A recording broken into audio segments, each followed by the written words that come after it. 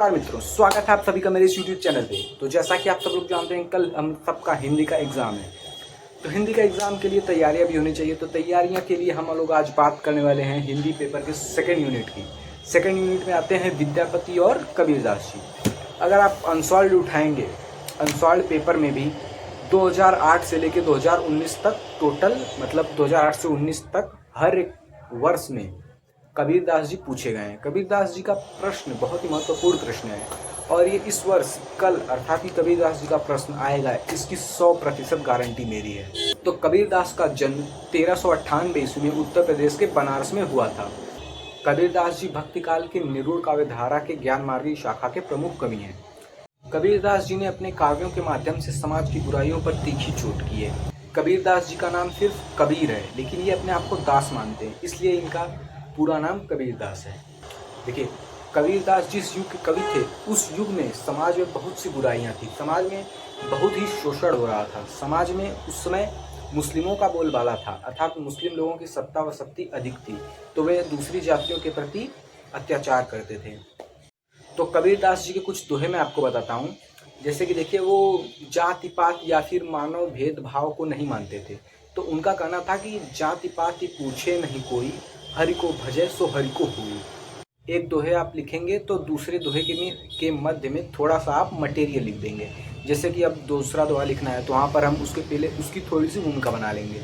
जैसे कि हम लोग सभी लोग जानते हैं कि कबीरदास जी भगवान में, ईश्वर में बहुत कम विश्वास करते थे। तो उनका मानना था कि जब भी समाज में बुराइयां हो रही थी तो उन्होंने भगवान श्री राम को पुकारा। उन्होंने कहा कि हे भगवान, इस समाज की बुराइयों को हटाइए। तो इस पर हम लोग दोहा लिखेंगे कि अंखड़ियाँ झाई पड़ी पंथ निहार निहार, जी बढ़िया छाला पड़ा राम पुकार पुकारी।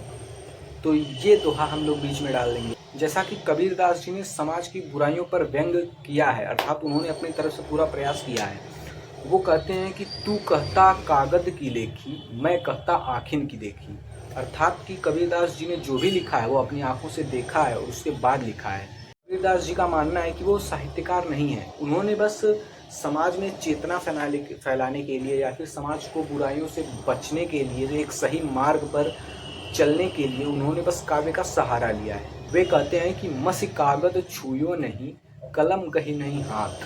अर्थात कबीरदास जी अपने आप को साहित्यकार नहीं मानते हैं, वह बस समाज सुधारक मानते हैं। उनके जीवन का लक्ष्य यही है कि समाज एक अच्छा समाज हो और समाज में जो भी गलतियां हैं वो सब दूर हों, समाज मोह माया के पीछे ना पड़े। पूजा पाठ व आडंबर, इन सब के कबीर सख्त विरोधी थे। उन्होंने कहा था कि दुनिया कैसी बावरी, पाथर पूजन जाई। कबीरदास जी ने समाज को मोह माया से बचाने का प्रयास किया है। मोह माया को बहुत ही बड़ा बाधक माना है उन्होंने। ईश्वर या फिर संसार के भव सागर को पार करने के लिए आपका सबसे बड़ा जो बाधक है वह है मोह माया। ये कबीरदास जी का कथन है, मेरा नहीं है भाई। कबीरदास जी कहते हैं कि माया महा ठगनी हम जाने। देखिए, कबीरदास की जो भी पंक्तियाँ व दोहे हमारे सिलेबस में नहीं है, उसको भी हम लोग प्रयोग कर सकते हैं। जैसे कि पोथी पढ़ी पढ़ी जग मुआ, पंडित भया न कोय, ढाई अक्षर प्रेम के पढ़े सो पंडित होए। इस दोहे का भी हम प्रयोग कर सकते हैं। इसके अलावा अगर जब दोहे लिखने की बात हो या फिर पंक्तियाँ लिखनी हो तो हम लोग वहाँ लिख सकते हैं कि गुरु गोविंद दो खड़े काके लागू पाए, बलिहारी गुरु आपने गोविंद दियो बताए। ये सब दोहे और बहुत सारे कबीर के आसान आसान दोहे हैं जो कि हम लोग इसमें इस उत्तर में प्रयोग कर सकते हैं। देखिए, कबीरदास जी एक ऐसे कवि हैं जो बहुत ही आसान है इनके बारे में समझना और इनके बारे में लिखना।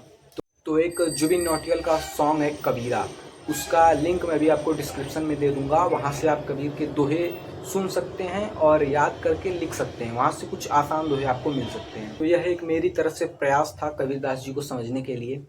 बाकी आप लोगों से कल मुलाकात होगी, तब तक के लिए अलविदा।